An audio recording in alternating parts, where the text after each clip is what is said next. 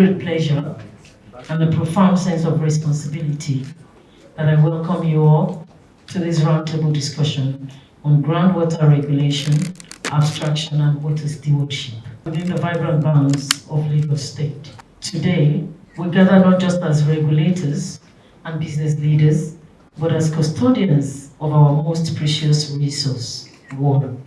As the Executive Secretary of the Lagos State Water Regulatory Commission, I'm deeply honored to host a convergence of minds and missions that are as diverse as they are, dedicated to ensuring sustainable water management and security in our state. Our gathering today underscores the critical role that the private sector plays in water stewardship alongside public institutions in taking complex challenges of groundwater management. This roundtable aims to bring together key stakeholders from the organized private sector, and we have them so much amongst us, in water, sanitation, and hygiene, along with government representatives, industry experts, environmental advocates, and CSOs. Our objective is to engage in a meaningful dialogue about the challenges and opportunities in groundwater regulation and to promote sustainable water stewardship practices in Lagos State. The objective, amongst others, of today's roundtable is twofold. Firstly, we aim to foster a deeper understanding of the current state of groundwater resources in Lagos State, highlighting the opportunities that lie ahead. Secondly, and most importantly, we seek to co-create solutions with you, our partners in progress, to ensure that groundwater abstraction is both sustainable and aligned with the broader goals of economic development and environmental stewardship.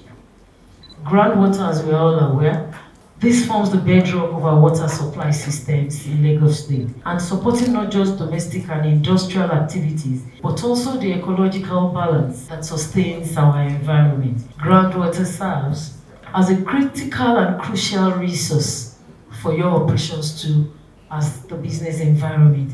However, it is obvious that the pressures of urbanization, climate change, and increased demand have brought us to a juncture where the need for a comprehensive regulation, responsible abstraction, and equitable charging mechanisms cannot be overstated.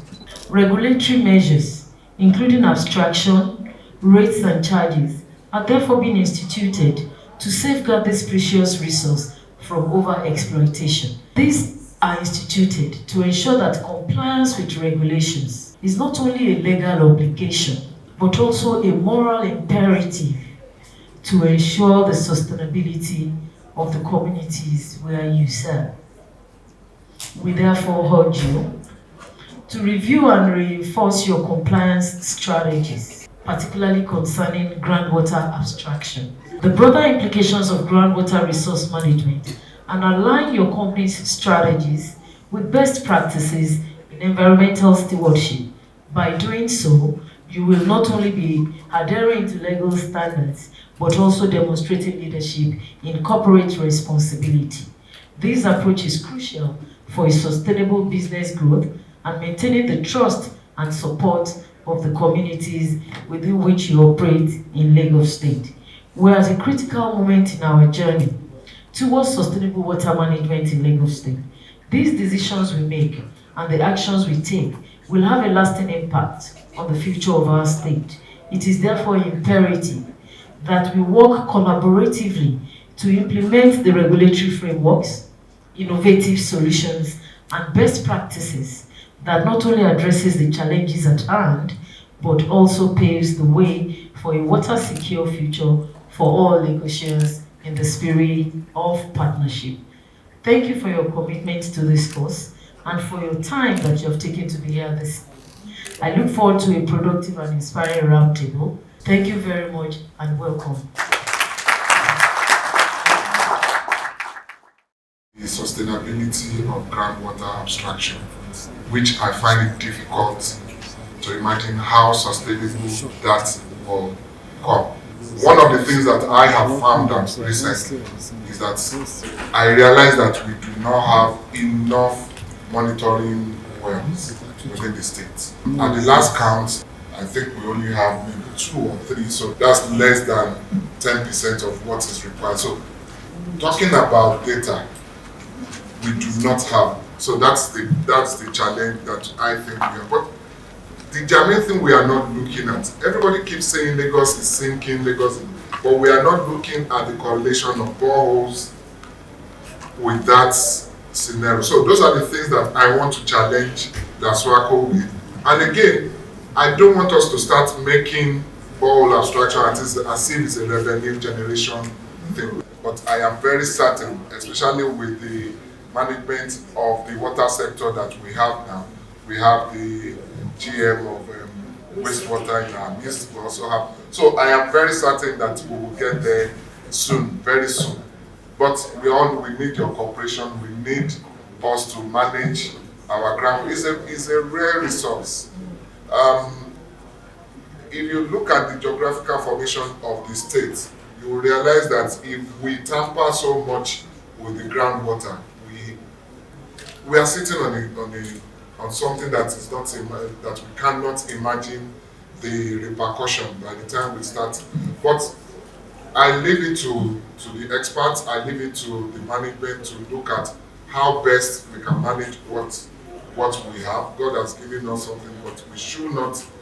But again, let us all bear in mind that recently we've banned plastic use, single plastic use. You may be wondering what is the correlation between plastic and groundwater. Again, you need to study the hydrology of Lagos to understand that your water in the lagoon and water in the ground are almost, in a way, find a way to interact somehow.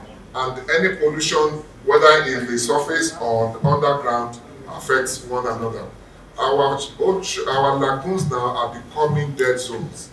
The fishermen don't have fish as they used to have. So those are the things that we expect, that we need data to start looking at issues.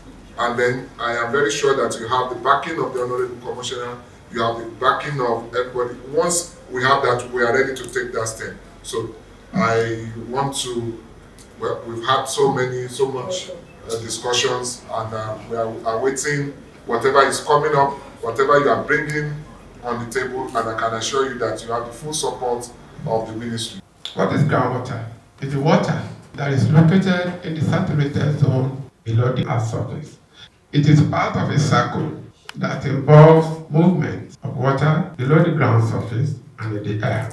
And if you look at it very well, you'll see that at the end of it, the water you find in our boreholes, in our aquifers, originates from rainfall. There are 2 primary sources of groundwater. The first is rainfall, which I said, because when it rains, water infiltrates the soil until it reaches the water table in an aquifer. The second main source of groundwater is surface water. That is from rivers and streams draining into the ground. From this, you will see the relationship, the interconnectedness between surface water and groundwater, to the extent that when one is not doing well, the other is always ready to come to its aid and assist. For example, during the dry season, when there's little rainfall, you will see some streams still flow. Where does the water come from? The water comes from what is regarded as base flow. That is, water moves from the groundwater in storage into the streams and rivers.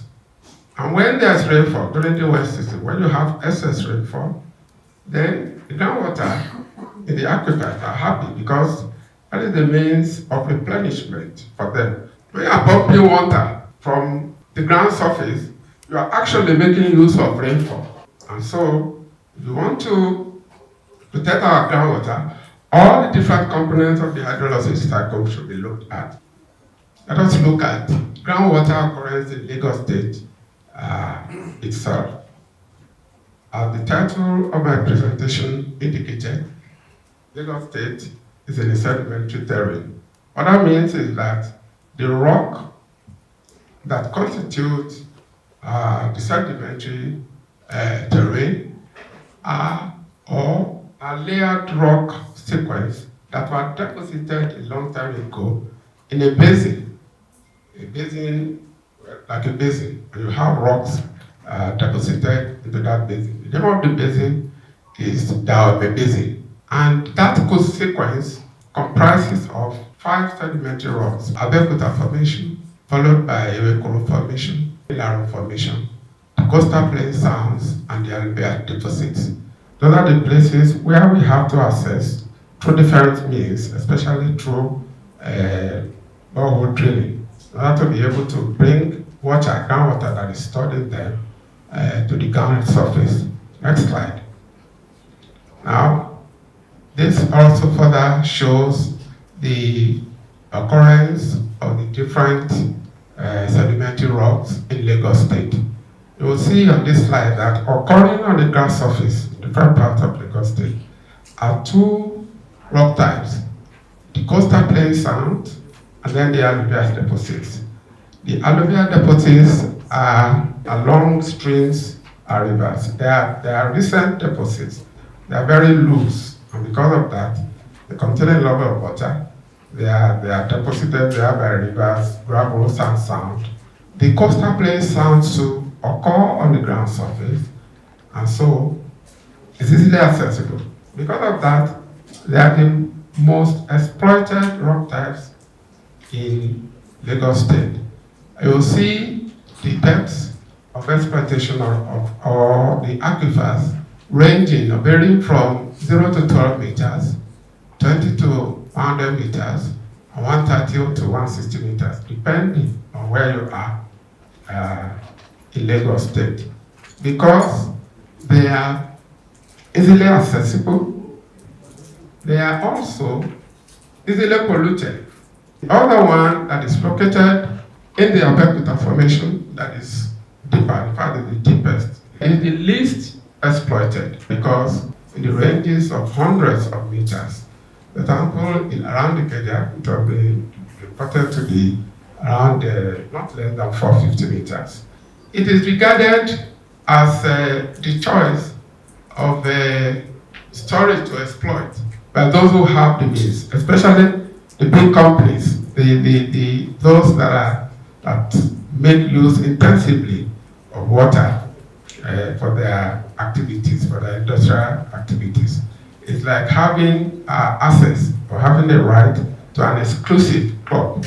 So it should not be believed that whatever activity you are doing is limited to your immediate environment. It can be felt hundreds of kilometers away laterally and even hundreds of meters away vertically. Groundwater abstraction. It refers to the process of removing water from underground sources for different purposes. Pumping from wells, through bucketing, which is the usual local way, then infiltration galleries, and then springs, which are natural currents. In Lagos State, groundwater abstraction is a huge issue, as has been indicated earlier on by Dr. Edwin. It's a big issue, and the reason for that is because of the population of Lagos State. I think it has been recognized even by the United Nations that Lagos State is the fastest growing city in the world. You can imagine that.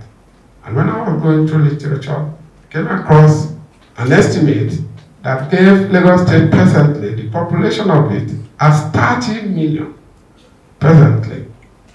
But the thing about it is that out of this huge amount of people, the Lagos State Water Corporation can only service, can only serve 10%. So the remaining 90% are left on their own to source for the water they will use for their domestic purposes. And that is why in Lagos State, there is virtually no house you will get to where there will be no means either a hand-dug well or a borehole will be in place to provide water. So you can imagine if such an activity is not regulated, at the end of it, everybody will regret it. It has to be regulated. Non-regulation of groundwater abstraction can be taken as an indication of failure of governance, because a responsible government will ensure regulation of such a vital resource that is of importance to everybody within its area of jurisdiction. So it indicates absence of effective water governance. It means there is no effective processes, no institution, no mechanism for through which decisions on development, management, and use of water resources are made. There's no involvement of stakeholders, including government, communities, and organizations working together. There are no policies, there are no effective policies, and there are no effective regulations. The social impacts can both be negative and be positive. Any policy that is put in place will have negative effect and positive effect.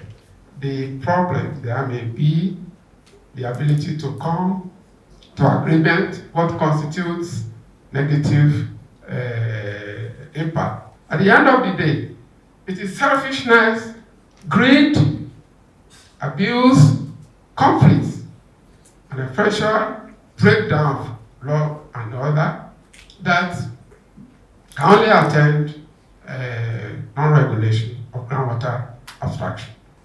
If Lagos State, not government, inhabitants, Lagos State people were to depend solely on groundwater resources, we will be taking out double. We will be taking out about double of what is going in, annually.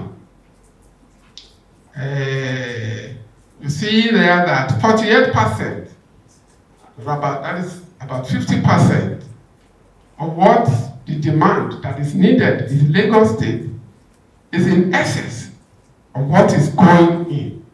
When there is over-exploitation of groundwater resources, one of the negative impacts that we have is depletion of groundwater resources. And that this will lead to many things.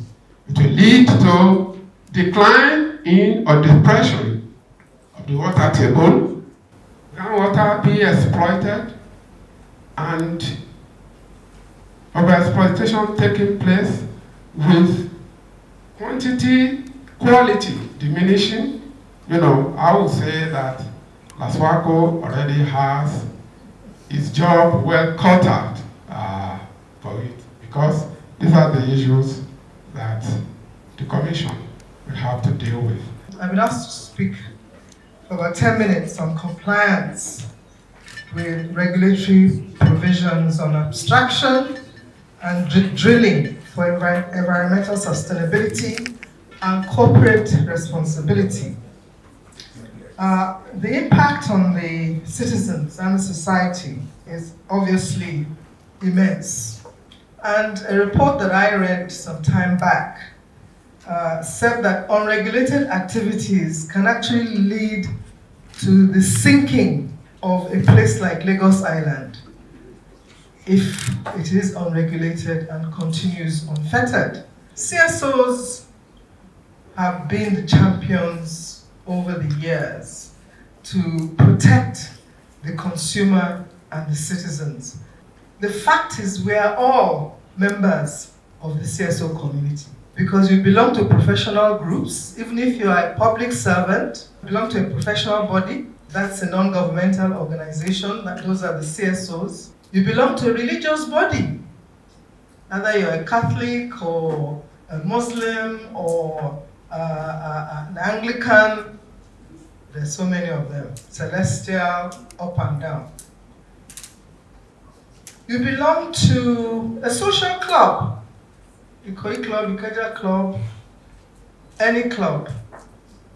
And in those groups, you can begin to debate these issues and educate the leaders of such organizations to begin to be advocates for the kind of decisions we're going to take here.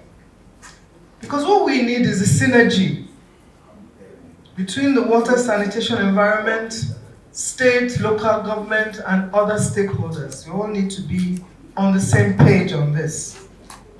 In 2026, 2028, we had a policy on stakeholder engagement. So that's why I'm really happy that Mr. Rekojo is continuing to champion the issue of stakeholder engagement. How do we all get on the same page in ensuring that this works for everyone?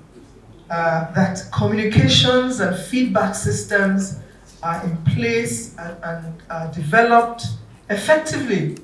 You know, Facebook, that's what Facebook does. You post a message, you get an instant response, you know, but making it a holistic thing that leads to action is what we must develop coming out of these engagements. Having a proper social contract to engender trust. Because once there is trust, you have less conflict and you can move your situations forward. So this citizens' participation and customer care system should have sustainable feedback systems, mechanisms. Data is, everybody who works anywhere knows that without data and proper mapping, you have difficulty in penetrating and getting messages across and getting some compliance and some consolidation and sharing of programs and processes. So I expect that we will do various surveys. The Gen Zs, we need to hear from them about how their habits and ideas about wastewater and other issues around it. And of course, capacity building, that was earlier mentioned, on all sides, both from the public sector side, from the private sector side, from civil society, in schools, etc., etc. And LASWARCO, as a regulator, must monitor compliance strictly after proper sensitization and publicity. You know, there are clubs already in schools. A lot of these schools have environmental clubs, SDG clubs, something club that you don't need to start another club of your own. You can bring those messages into existing programs and make it work. Of course, M&E, monitoring and evaluation, has to be kind of ongoing all the time. You need to know what you've done, whether it's working well, and what else you need to do to take things forward. Now, we must replicate this stakeholder meeting at the ground floor level in every local government, so that all of us, instead of talking at this higher level, can begin to engage with all the stakeholders, the young people in particular, at the local government level. That's what we do in LIC.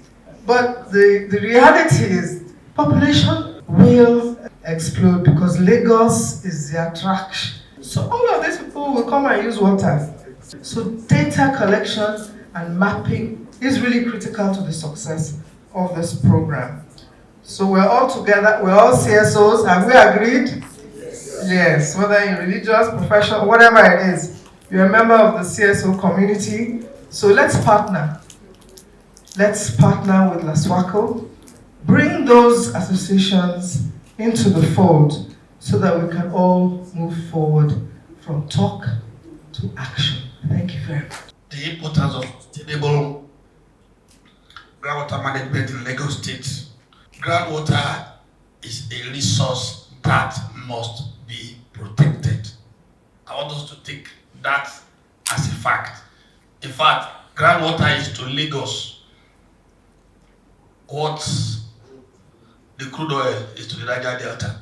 And if you look, there is a link between the various forms of water we have, either as rainfall, as river flow, as ice, or as the one we have in the subsurface, which we call groundwater. And it is important for all livelihoods and the ecosystem to survive. If you look at the water demand budget, conceptual budget for water demand, everybody has what you need your water to do for you. The industries need the water as their raw materials.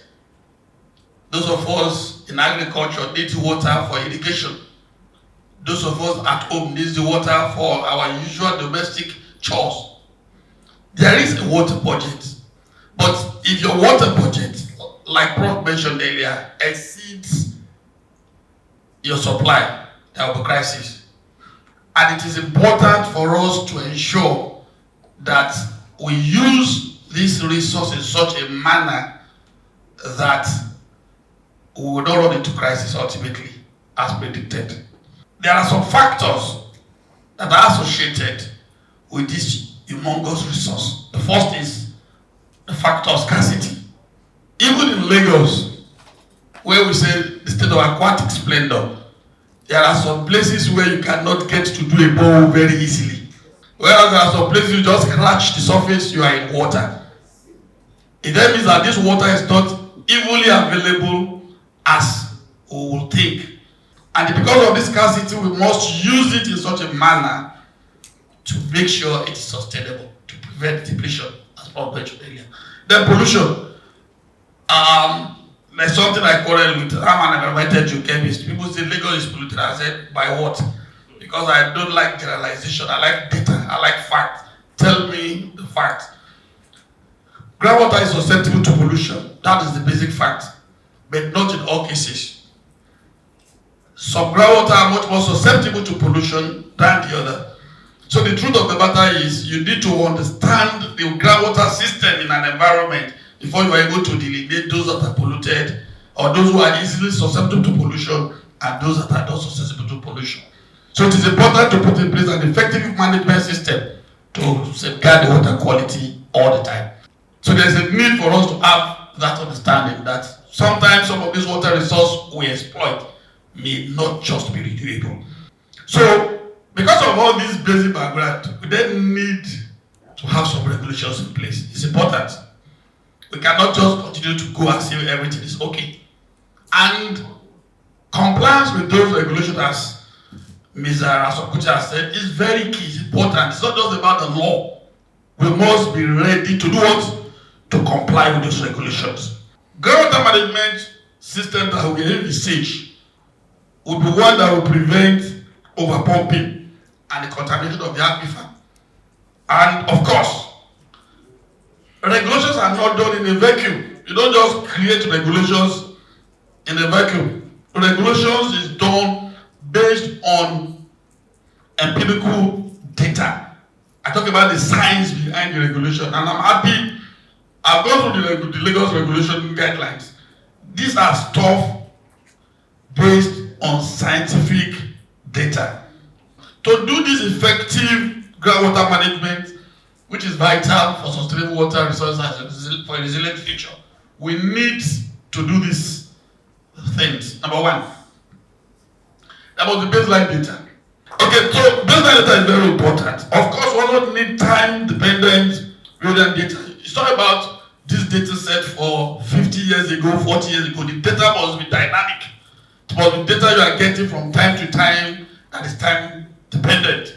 And of course, the well drilling control. I'm sure that a lot of operators are here. That's where we must have some form of control, some form of orderliness in the way we drill our balls. That must be controlled. It cannot be jack of all trades as we have presently. No.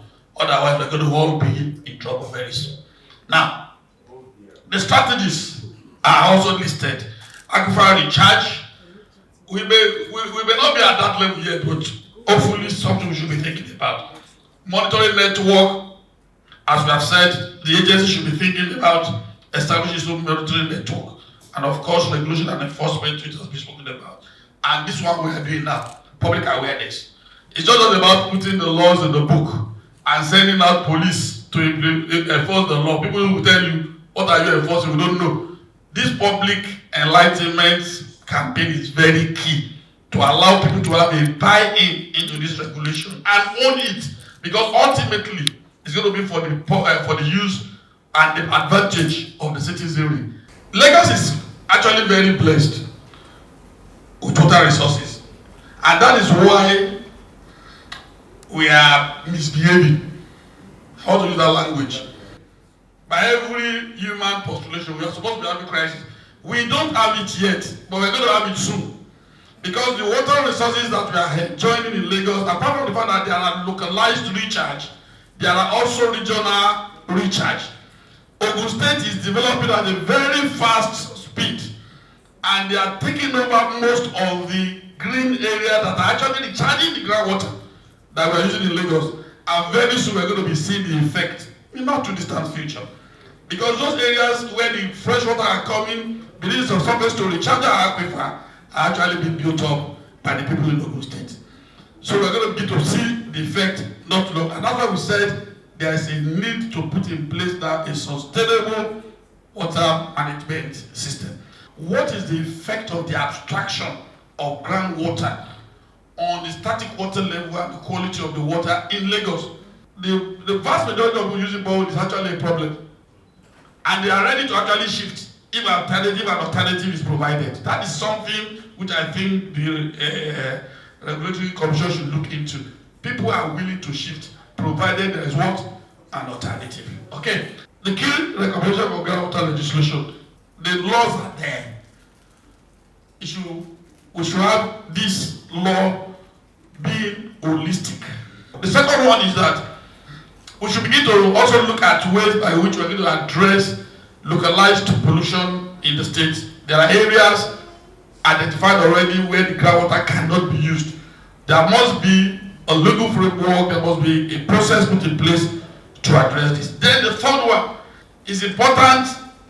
We factor in water planning into any approval we want to give.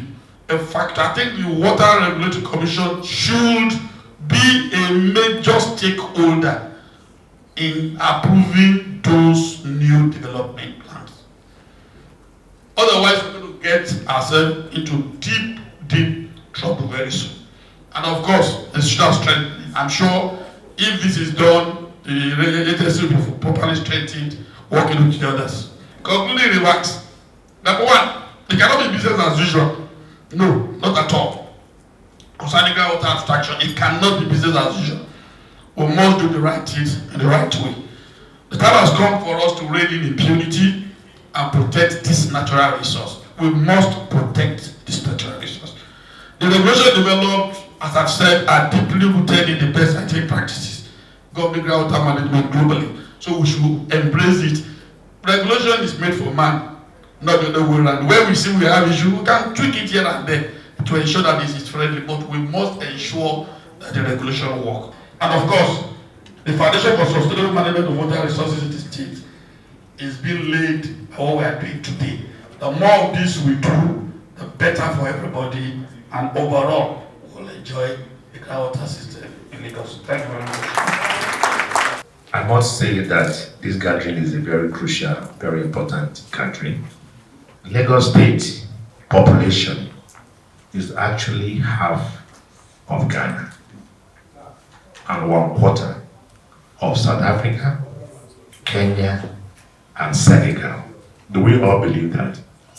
So it means that Lagos State has a critical role to play when it comes to water stewardship. If Lagos State can get it right, it means that other states can follow. Lagos State remains the economic hub of not only Nigeria, but Africa. SDG 710 is about partnership and collaboration. And the reason why I do that is, it is not easy to understand what partnership in terms of the roles of the academia, the roles of the private sector, the roles of government, and the roles of even the CSOs, the NGOs, in making sure that we get our water issues right in Nigeria. I'm a member of the African Union Commission AIP, which was launched last year.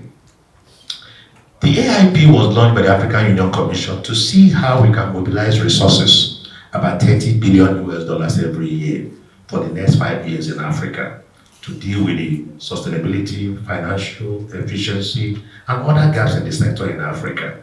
In that, I'm a member of the committee. We now realize that water stewardship, plays critical role in actually seeing that we are able to mobilize those resources. We have gone ahead to even start looking for financial institutions that are funding the likes of the Nigerian Railways, the likes of the SNEP, for them to start having what we call due diligence. The issue of climate change, when it came out, people were not interested. But this year, I think a month or 2 months ago, COP28, everybody gathered in UAE to be talking about something that we would have spoken about some years back.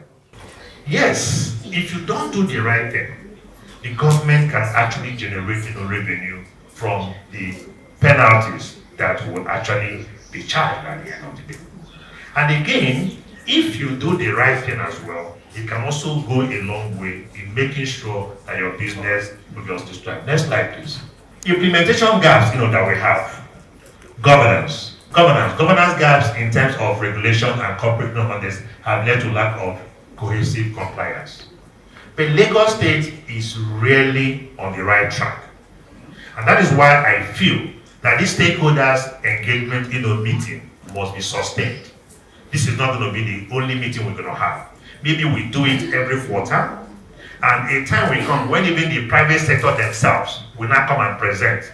They will not start discussing with us the consequences of poor water stewardship, in terms of how it's affecting their business. Technology. Some industries are still using outdated and expensive water and wastewater technologies. I think the permanent secretary said that here, do we really have enough technology even for monitoring and others? It's something that the government should sit down with the private sector and see what we can do together. And data monitoring. Ineffective data monitoring tools have caused diagnostic gaps and affect compliance enforcement. A water safe future. Improved water stewardship and stronger sector governance can result in, these are the advantages. 1, reduce internal costs and higher profit margin for industries. So you can imagine, for us as private sector, Coca-Cola is here, we work very well together, Nestle is here, and so on. I want us to take this discussion very seriously. Don't stop looking at it from the penalty or what they ask you to pay for abstraction. By the way, it's only in Nigeria that you can actually go and drill borehole randomly, without paying anything, and that water is your raw water, is your raw material that you use. It can never happen in any part of the world. It can never happen. So it's something that we need to start taking seriously. But most importantly, let's look at this number 1. It reduces internal cost and higher profit margin. Imagine if you have to go to LASWARCO to say, please, we need X volume of water for our business. They will go and make sure to say, okay, drill from this aquifer. At times, we can even, I think it's going to be my next or second slide, where you have to do a financial audit of, some people think that in Ikeja here, the water here we all know has lots of iron, right? You abstract the water because of the TDF's initial stage. You know that iron at its anaerobic stage is very, very soluble. But when obviously it's exposed to oxygen, it turns to iron 3, from iron 2 to iron 3, which is very, very brownish. But it might cost you less to accept, to even take water from that particular aquifer that you think that might have iron. If you look at the treatment process that you can go through and treat that water with iron, it might be more sustainable in terms of the water within that aquifer bed for you to be using that water than everybody going to a particular level to abstract because you feel that you want to cut costs in terms of not having treatment system or just having ordinary what is it called, sedimentation, maybe the TSS, the total suspended solids are just there, they just sediment and just filter and so on and so forth.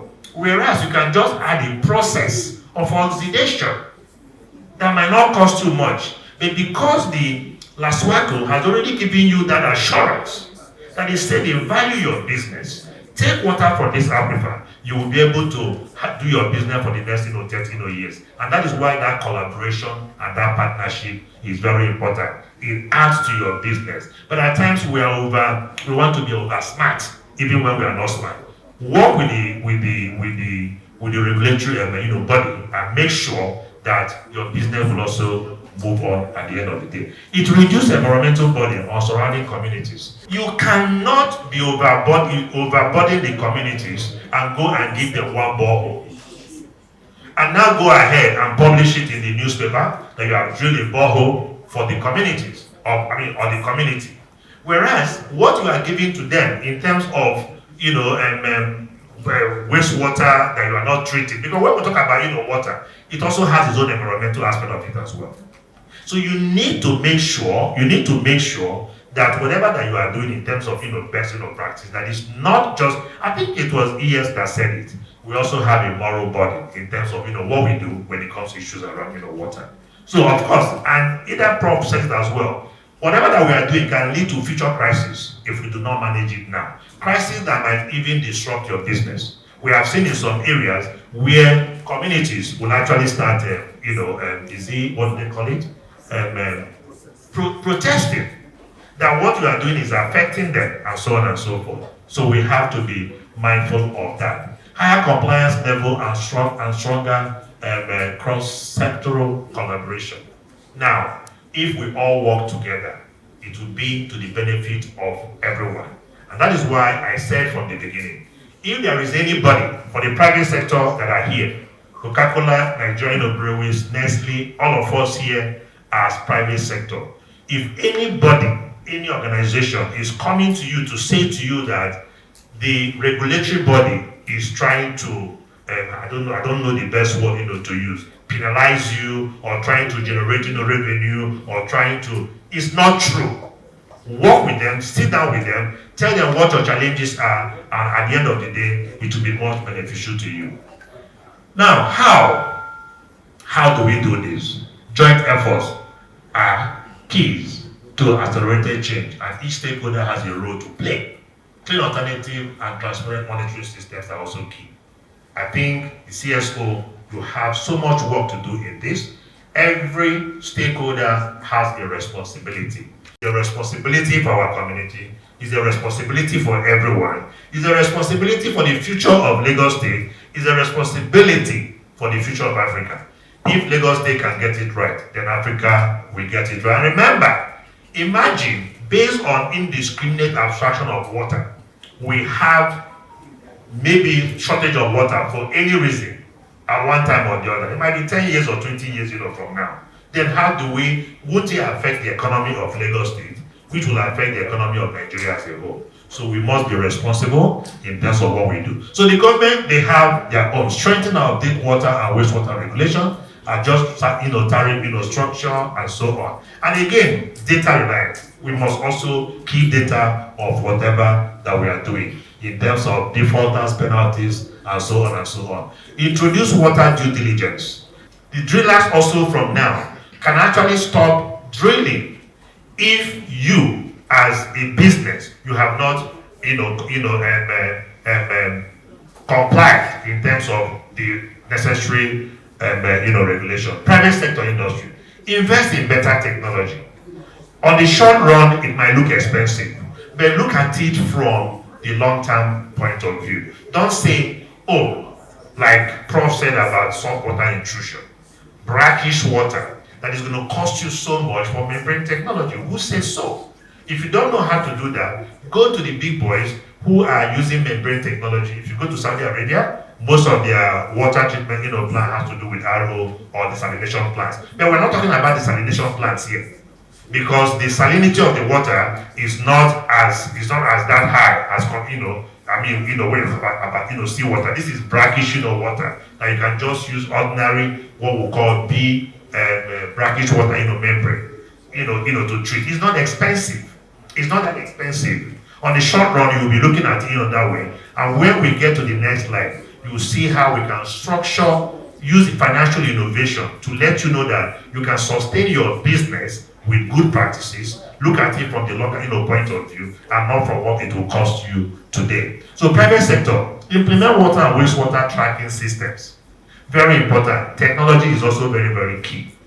For us as private sector, the issues around efficiency should not be in our business alone.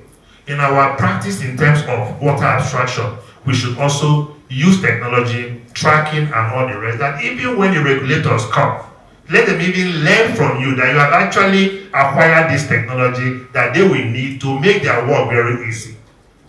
I think I was speaking to Amaka from Coca-Cola, I don't know if she has stepped out. We spoke extensively yesterday that for whatever any borehole that they give to anywhere, there's one that we have just done in Maiduguri with Coca-Cola. It must have meter because we're interested in knowing the volume of water that is abstracted every day, every year, so that we'll be able to also share that with the relevant authorities.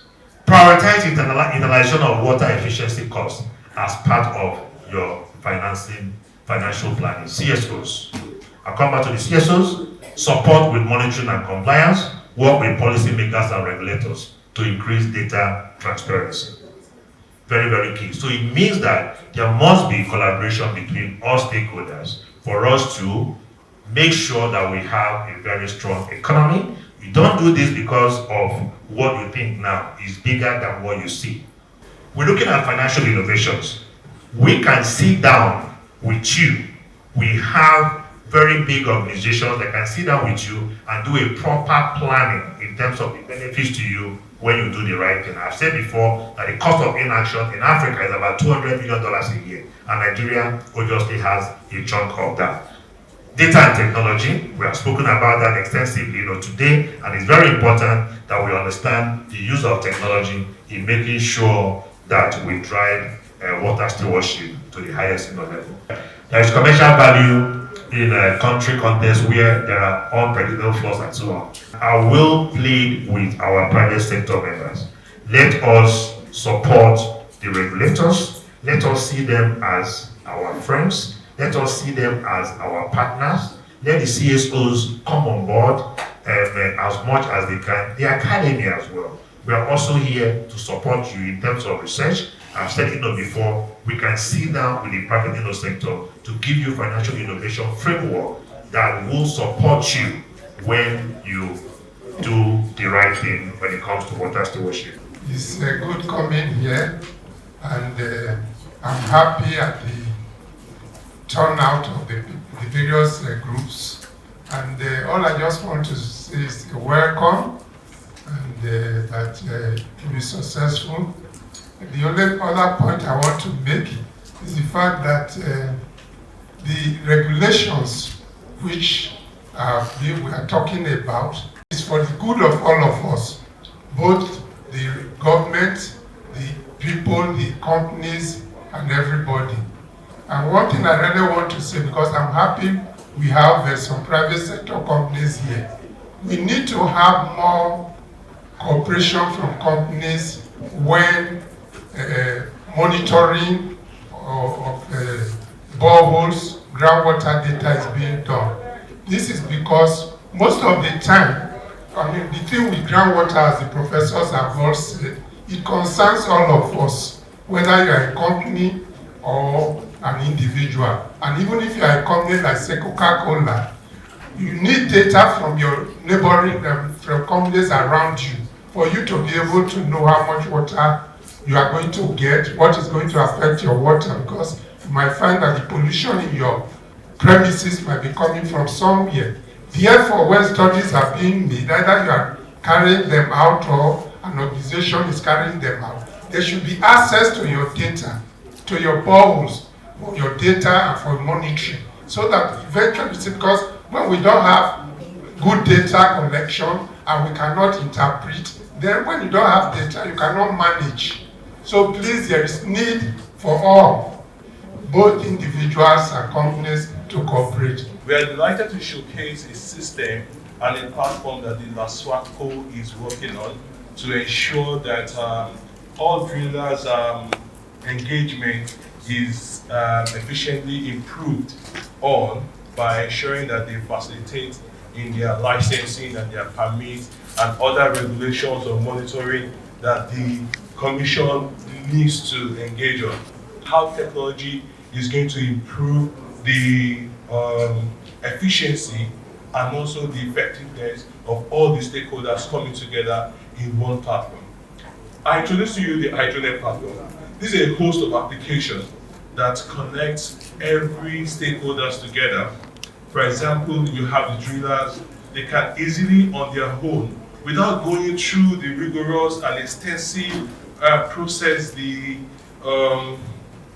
head of legal of LASWARCO mentioned earlier, to wanting to renew your license, to wanting to register to work with the drill, to become a driller, or to wanting to get a water test or groundwater analysis done, whatsoever. Everything that is streamlined, everything that is automated, from the comfort of your office, from the comfort of your locations, you can submit applications, you can get license renewals, you can request for water analysis, and everybody's talking about data. Now, the LASWARCO platform is connected to everyone, including the stakeholders, that allows for real-time data gathering and also evaluation and analysis. This is the key thing for LASWARCO, whereby it makes a stakeholder as an extension arm of data acquisition. So it means that for every stakeholders, all stakeholders also have their own platform. It's not like you're logging into a system. As a driller, you're logging into a platform. It shows you your activity. It shows you your report in terms of your license permit when it's expiring, the next borehole you are drilling, when you have to go back there for servicing or for maintenance. The Commission, there's a true transparent framework now with what LASWARCO is doing. Now, technology is coming to drive a whole lot of things. For data and data acquisition, it could be done in real time, it could be use of different sensors in different boreholes, monitoring boreholes in real time. LASWARCO has a plan to be gathering data and analyze them without even going to those borehole points. This is just a prototype of the new and enhanced website of the LASWARCO, where you have the HydroNet interfacing in between the website and also the application management behind it. So you have the modules. As a driller, you have your driller package order, except stakeholders, everybody. It's not just the drillers, it's not just the CSO, it's not for example, Mr. Sonkuti made mention of compliance and monitoring. This is a very key thing to LASWARCO. They have a portal management system that takes in feedbacks, that monitors the feedbacks. It works on those feedbacks. Anybody that has any complaint or issue with the system, you can track even the fix of your complaint. So this is what we're going to do. I'm just going to rush. So let's say the driller wants to register, or you click on it, you have drillers directory. A lot of people want to drill, but they don't want to engage with drillers that are not licensed. They don't want to go with drillers that does not have track record. Now, what the LASWARCO is doing, we're just taking driller as a form of stakeholders reference. It could be any other stakeholder, sewage, whatever. They have a directory that will show you the license position of every stakeholder. The directory that will show you how compliance or how much capacity each of these drillers or stakeholders would have. So this is what they are doing. So when you go to the driller search, you can verify by the LASWARCO unique identification number given to all the drillers or any stakeholders, so that you can validate their information in respect to compliance. Let me put it that way. So you can search, it comes on the dashboard, you see how much activity they are doing in terms of water analysis, in terms of, because this is one up for data gathering, for data management. You want to make sure that it's not just about their licensing, or the drillers are not just concerned about the licensing or the permit alone, but they also want to have some sort of automation structure for their own business, because When they have that, they're able to gather data in real time. LASWARCO is supposed to also going to rely on those data in real time. So we give you a platform, you monitor your borehole clients, your borehole drill, and everything. The information also comes back to LASWARCO. What the system will do will bring transparency, bring productivity. One of the conditions of the regulations of the driller is to have machines, rigs, or whatsoever that are certified working. So now, before now, not too many people have looked into this, but LASWARCO wants to make sure that every component of that regulations is looked into and adhered. And how do you do it? Self-managed administration portal where you will be the one to upload things, you will be the one to do things, but there is a validation system that will now ask you provide XYZ to support whatever claim before everybody sees that as part of your credentials. Please, let's move on. Besides this, there is an inbuilt contact management system for every driller or any stakeholder, because they are showcasing your capability to everybody as a verified stakeholder, driller in this case. People can contact you, your emails directly on the LASWARCO website. So this is part of what we're doing. Talking about licenses, please can you just go back to license. Now you can easily from the bottom, from your office or anywhere, do your BDL and your BDP. I'm going to focus on BDP. The BDP allows you to just submit your borehole drill application, but it doesn't stop there. It interfaces with the LASWARCO automation management software. When they receive the application, they reach out to you, schedule an inspection, the report and analysis of those activities for the borehole before the permit is granted is managed within the system easily. Now, Lagos State is also saying water should, before you consume water, domestic water consumption, we need to also provide a system whereby everybody can understand the analysis, water analysis of their borehole. It's not just enough for you that you suck a borehole, but now what is the composition of that water? Doctors made mention of this. It is very clear, because if you don't know, Lagos iron 2, iron 3, don't just drink any water. Now from the system in LASWARCO, you can then request of LASWARCO themselves to come and do the water analysis in your place. You share, just like your Uber, you begin to track them, track your result, get your result, print it, be online. Every step is now automated. I think so far so good. You will appreciate that LASWARCO is already thinking in line with the recommendations. Well, I was so happy that the recommendations were coming and it was checking what the ES was already looking into. And I'm so happy that so far so good, LASWARCO that we know, we will see better of them. What has been the most significant insight that has been shared today? I see a lot of pleading about cooperation from the podium that the drillers or the miners should cooperate to regulations and all of that. I want to say that LASWARCO is our friend in the sense of being a mediator between the two essential parties in this commodity, that is the miners of the water and the consumers. When you look at where we are coming from, the 2004 law that was repealed and replaced by this present 2017, you will discover that the importance of water was very much stressed in that law, in the sense that it brought water sector together as a legal framework for the entire water sector.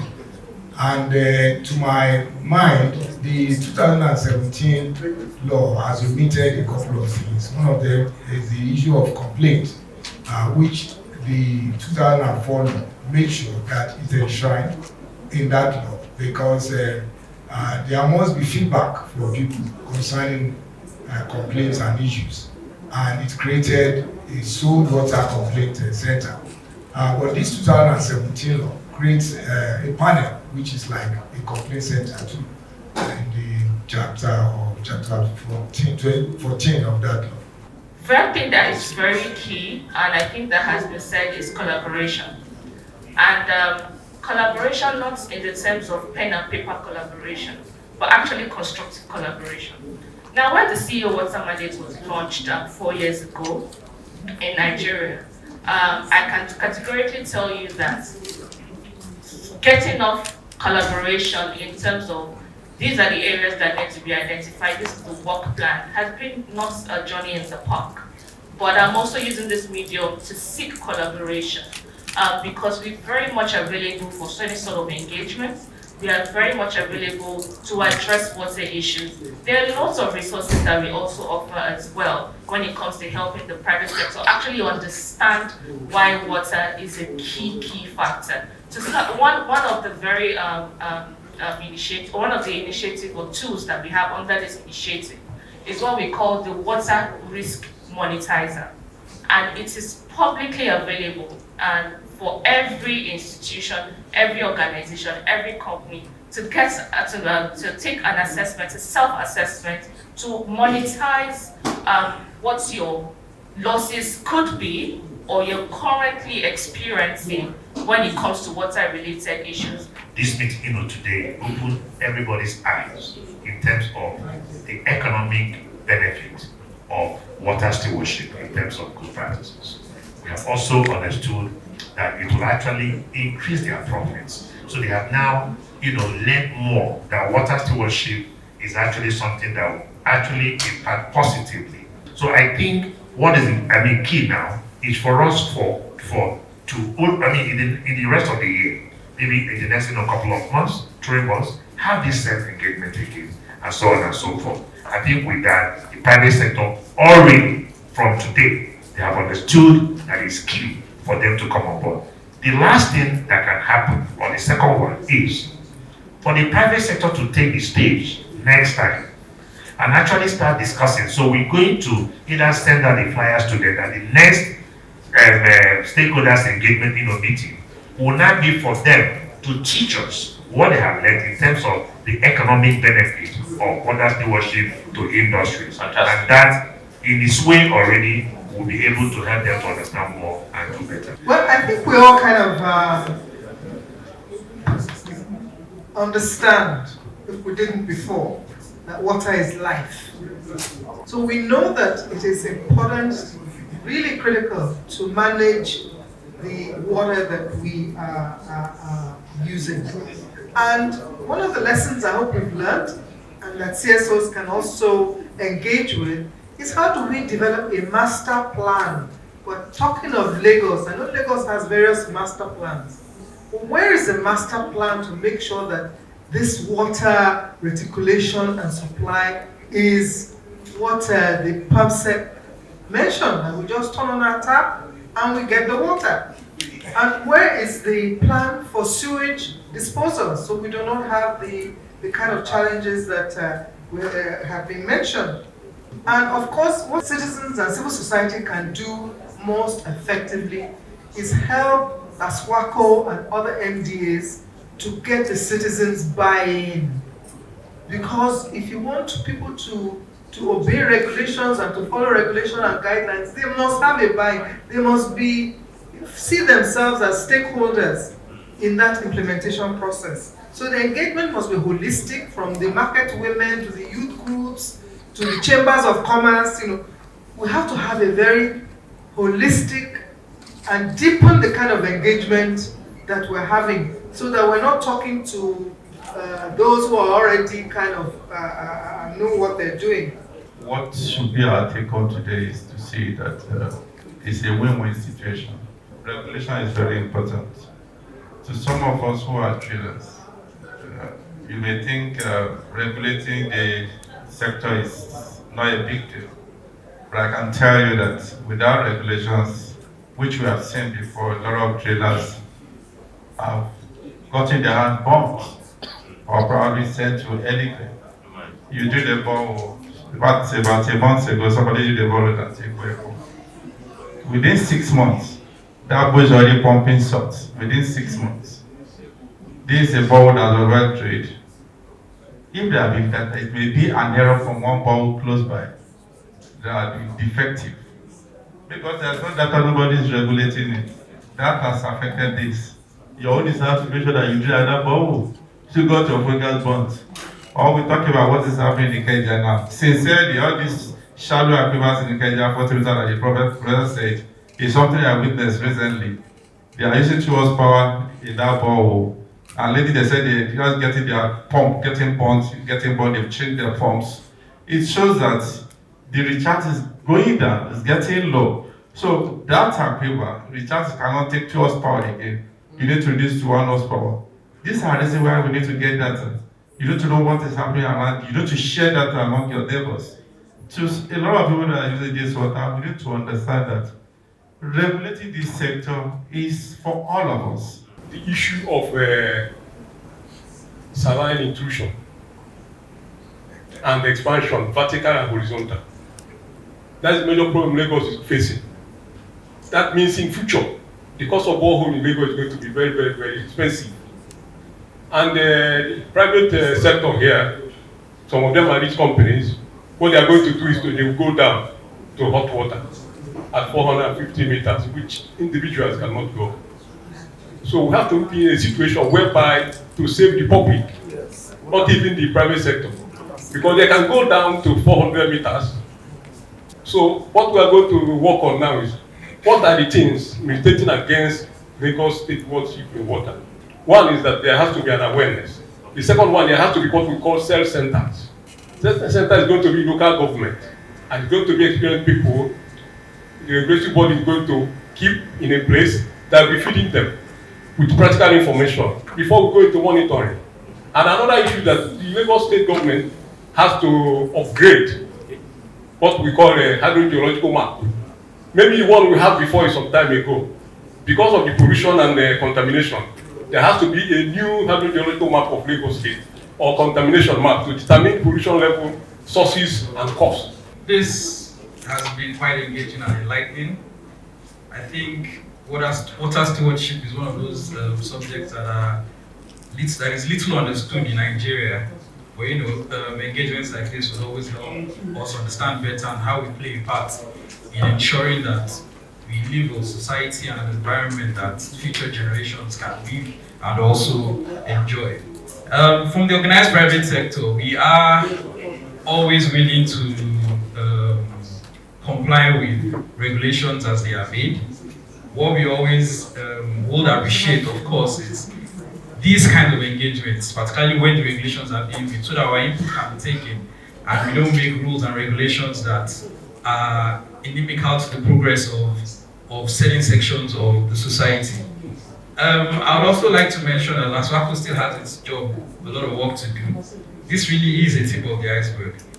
Talking about groundwater, what the academia has already told us, clearly we have in Lagos a situation where our capacity to recharge groundwater is less than our capacity to, is less than what we are taking out. Which means even the government has to come up with a master plan, like Ms. Ransom Kuti said, where they are able to supply water to everybody, because water is life. It's almost like oxygen. And so if we are going to be regulating groundwater and ensuring that there's a future for the groundwater and the aquifers, then there has to be an alternative means of supply. LASWARCO has to do more work in ensuring that it brings more stakeholders to the table, because our capacity to maintain and recharge our groundwater is tied to how we treat the environment. The concretization of our society in Lagos today means that the ground has less capacity to even absorb water. The constant sand filling of our wetlands also means that the wetlands can't hold as much water. They can't recharge water as they ordinarily could. And it also means that the quality of the water reduces. That is why you notice that in places like Lekki, Amod, or Surulere, they generally have a problem with groundwater because those were wetlands that were sand-filled. So at the end of the day, what this means is that we all have a part to play.